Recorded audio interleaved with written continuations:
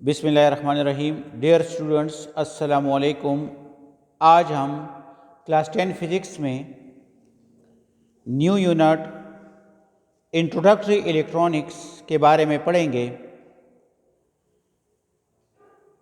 Electronics basically it is the branch of applied physics that deals with the development of electron emitting devices and their utilization. Electronics applied physics है। यह applied physics की branch है जिसमें जितने भी devices उसके अंदर working करते हैं वो इलेक्ट्रॉन एमिशन के ऊपर करते हैं। और इलेक्ट्रॉनिक्स में बहुत ज़्यादा डेवलपमेंट हो चुकी है और मज़ीद भी इस पर हो रही है। आप लोग रोज़मर्रा ज़िंदगी में बहुत ज़्यादा ऐसी चीज़ें देखते हैं जिसमें इलेक्ट्रॉनिक्स का अमल दखल होता है, जैसे टेलीकम्युनिकेशन है, ट्रैफिक सिग्नल्स हैं, बर्जर अलार्म है, ऑटोमेटिक डोर ओपनिंग है। इसके अलावा रोज़मर्रा ज़िंदगी में इसके बहुत ज़्यादा इस्तेमालात हैं। आप देख सकते हैं रोज़मर्रा ज़िंदगी में इसको। तो आज हमारा जो टॉपिक है वो आपके बुक पेज 200 के ऊपर है। Cathode ray oscilloscope CRO, cathode ray oscilloscope CRO। Book page 200 के ऊपर हमारा टॉपिक है cathode ray tube. What is a cathode ray tube? Cathode ray tube किसे कहते हैं और इसके यूजेस कहाँ कहाँ पर है? The cathode ray tube is use in computer monitors, TV sets and oscilloscope. यानी TV जो सेट होता है, TV जो स्क्रीन होता है हम देखते हैं, इसके पीछे CRO लगा होता है या कैथोड रे ट्यूब इसके पीछे फिक्स्ड होता है और हमें TV स्क्रीन नज़र आता है या हमें कंप्यूटर का मॉनिटर नज़र आता है।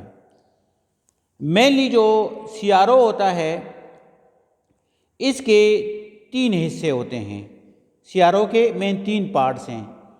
नंबर 1 जैसे कि आपके बुक में है इलेक्ट्रॉन गन, और number 2 deflecting system and number 3 screen. अब जो CRO का ट्यूब होता है वो हाईली इवोकेटेड होता है, यानी उसके अंदर वैक्यूम जो है वैक्यूम होता है, यानी वहाँ का जो एयर प्रेशर होता है वो कम होता है।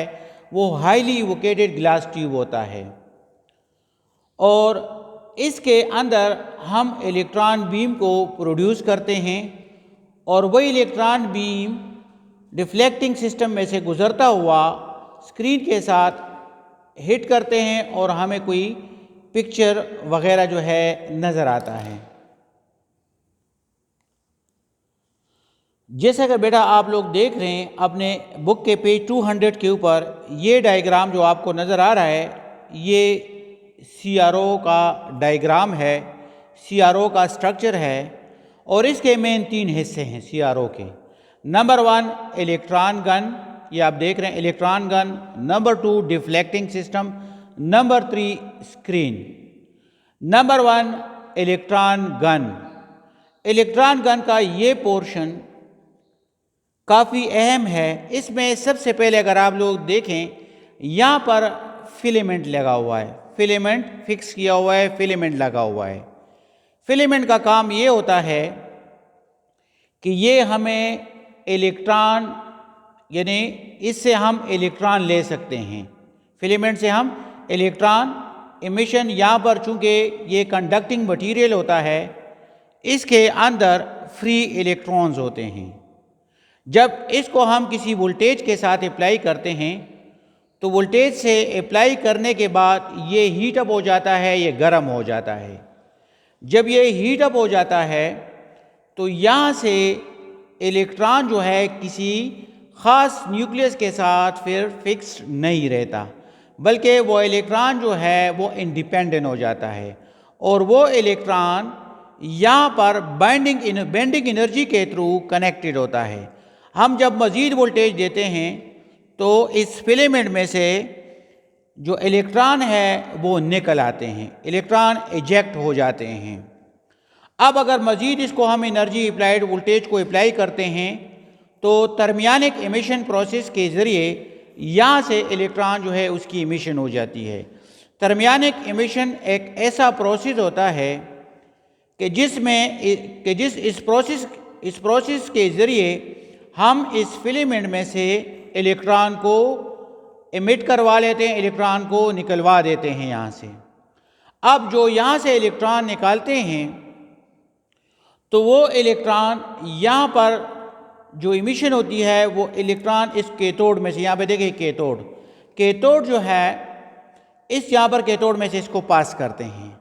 अब वो कैथोड इन इलेक्ट्रॉन्स को मज़ीद जो है यूनिफॉर्म करते हैं और इससे एक यूनिफॉर्म बीम बनाते हैं।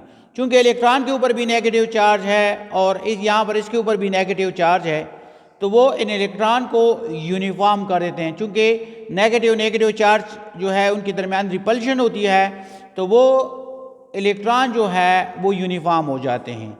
इसके आगे अगर आप लोग देख लें, यहाँ पर एनोड लगे हुए हैं। ये एनोड इन इलेक्ट्रॉन को एक्सेलरेट करवाते हैं, इनके स्पीड को इंक्रीज़ कराते हैं। इन इलेक्ट्रॉन को जो फिलामेंट से हमने इमिट करवाए हुए हैं, वो इलेक्ट्रॉन इस एनोड में से जब गुजरते हैं तो उससे उनकी स्पीड जो है वो बढ़ जाती है। पहले वाले केस में कैथोड में से जब इसको पास किया तो इसको यूनिफॉर्म किया, इससे प्रॉपर बीम बनाया।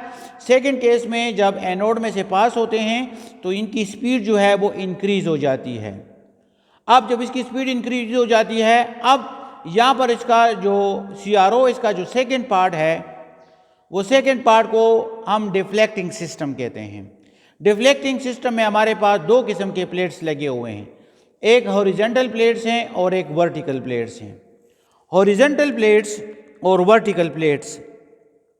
हॉरिजॉन्टल प्लेट्स चूँकि यहाँ पर सारा सिस्टम बना होता है, नॉब्स होते हैं, बटन होते हैं, उसके ज़रिए स्क्रीन के ऊपर इसको हॉरिजॉन्टली बीम ऑफ इलेक्ट्रॉन को हम स्प्रेड अप करते हैं। अगर हमें हॉरिजॉन्टल स्क्रीन के ऊपर इसको हॉरिजॉन्टल चाहिए तो हॉरिजॉन्टल जो है ये प्लेट्स जो लगे हुए हैं, जिसको आमतौर पर एक्स प्लेट्स, और जो वर्टिकल लगे होते हैं उनको वाई प्लेट्स कहा जाता है। तो जब ये इनमें से गुजरते हैं ये इलेक्ट्रॉन बीम, तो ये इलेक्ट्रॉन बीम इन प्लेट्स को हॉरिजॉन्टली जो है वो स्प्रेड कराते हैं। ज़रूरत के मुताबिक ऑलरेडी पहले से या तो एडजस्ट होते हैं या इसको हम एडजस्ट कर देते हैं। सेकेंड प्लेट जिनको हम वर्टिकल प्लेट्स कहते हैं। अब ये वर्टिकल प्लेट्स जो है स्क्रीन के ऊपर वर्टिकली जब इलेक्ट्रॉन को हम हिट करवाते हैं वर्टिकली, तो जब वर्टिकली इसको हिट कराते हैं तो वर्टिकल पोजीशन को एडजस्ट करने के लिए ये प्लेट्स लगे होते हैं। तो हॉरिजॉन्टल प्लेट स्क्रीन के ऊपर हॉरिजॉन्टली बीम ऑफ इलेक्ट्रॉन को स्प्रेड कराते हैं और वर्टिकल प्लेट जो है इलेक्ट्रॉन बीम को वर्टिकली स्प्रेड कराते हैं। और इस तरह ये इलेक्ट्रॉन स्क्रीन तक जब पहुंचते हैं स्क्रीन को हिट करते हैं। थर्ड पार्ट जो है CRO का है वो स्क्रीन, फ्लोरेसेंट मटेरियल और स्क्रीन।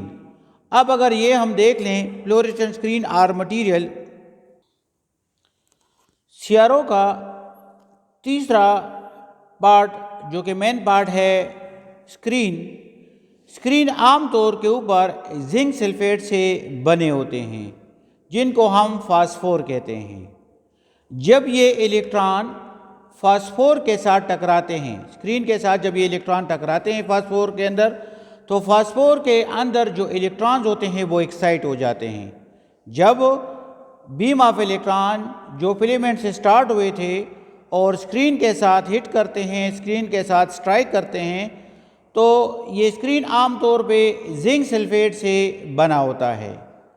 तो जब इलेक्ट्रॉन इसको हिट करते हैं इसको फास्फोर कहा जाता है। इस फास्फोर के अंदर फ्री इलेक्ट्रॉन्स होते हैं। जब ये फ्री इलेक्ट्रॉन इनको हिट करते हैं तो वो एक्साइटेड स्टेट में चले जाते हैं, ये उनको एक्साइट कर लेते हैं।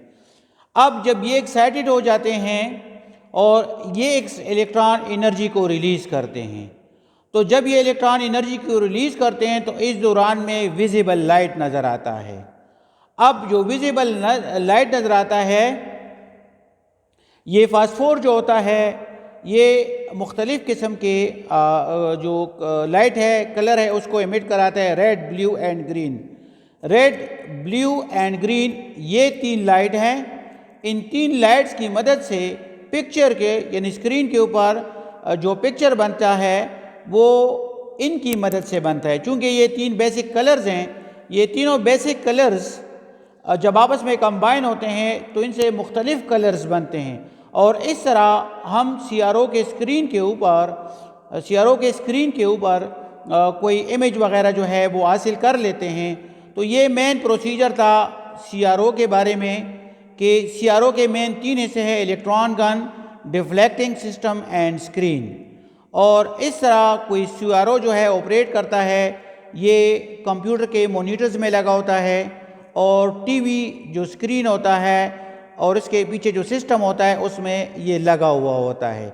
और इस तरह ये अब एक और डायग्राम अगर आपने बुक में देख लें, ये भी CRO है। ये देखें, डिफरेंट वेव फॉर्म को हासिल करने के लिए, डिफरेंट वेव पैटर्न्स को हासिल करने के लिए इसको इस्तेमाल में लाया जाता है और ये लेबॉर्ट्री में यूज़ होने वाला कैथोड रे टेलीस्कोप या CRO है।